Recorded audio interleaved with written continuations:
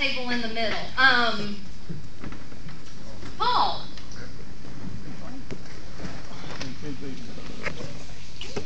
Well, I brought a bunch of junk.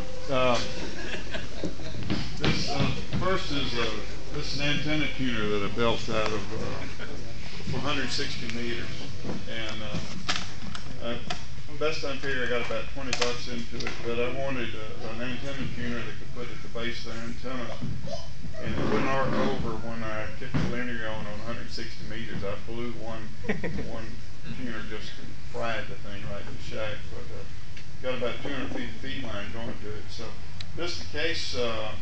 Got this from, that paid $1 or $2 for it?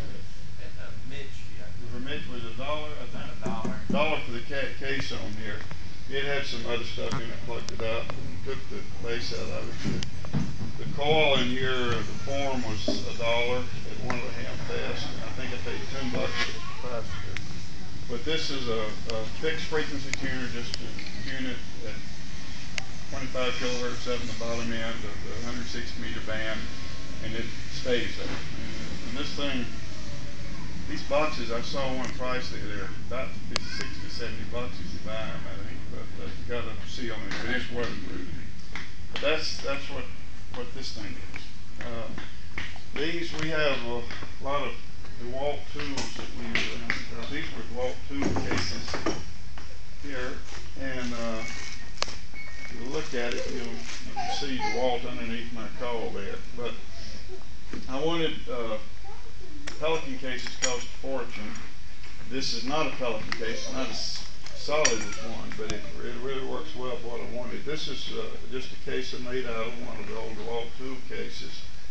They had the plastic leaves or fillers in there, and for the little vibrating tools that you can buy now, you got a great one at Harbor Freight for about 30 bucks. But you can slice all of the plastic out, put foam back in it, and then I carry it. This is my K1 rig that I use on there. And by the way, I had with this little transmitter about 4 weeks ago. We were up in the mountains visiting friends.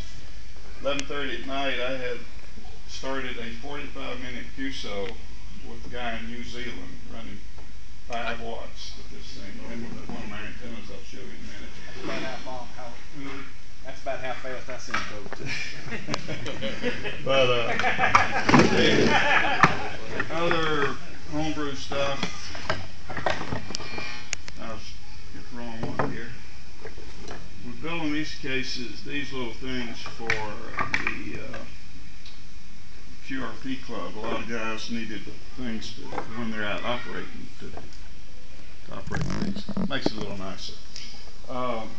This was another tool case, and I needed antennas to go with that. So this tool case, inside the top here is my throw line wound up.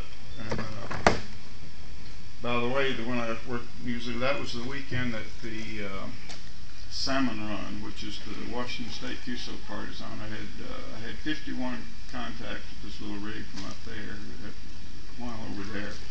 The antenna I was using was, I have in here, there's a 15-meter antenna, which is a radiator and 2 radials, and I can either work it as a dipole antenna or as a vertical antenna with radials. But that one's 15 meters, 30 meters, 20 meters, and that was the one I was using mostly, and 40 meters.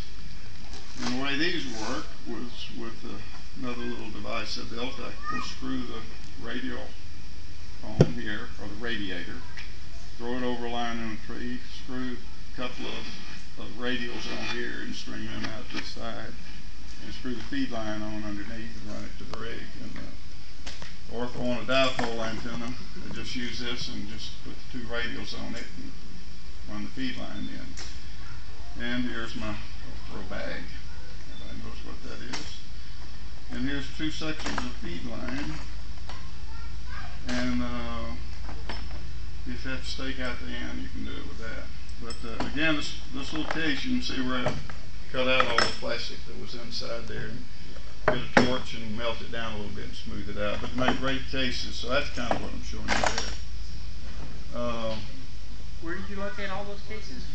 Well, these are cases we had in the shop that we buy DeWalt. We use a lot of DeWalt tools, and you don't need, if you're using tools, you don't need to get cases or wind up being stored somewhere.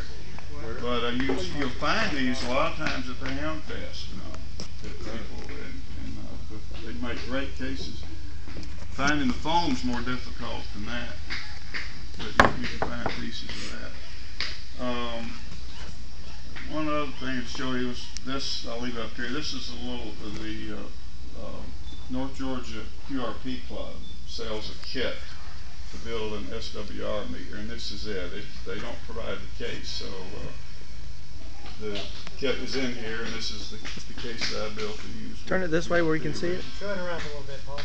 Okay. But it's just a little, it's about what is it? Full scale is 6 watts on it. But it's strictly a QRP rig reading. I'll leave these up here. And that's it for me.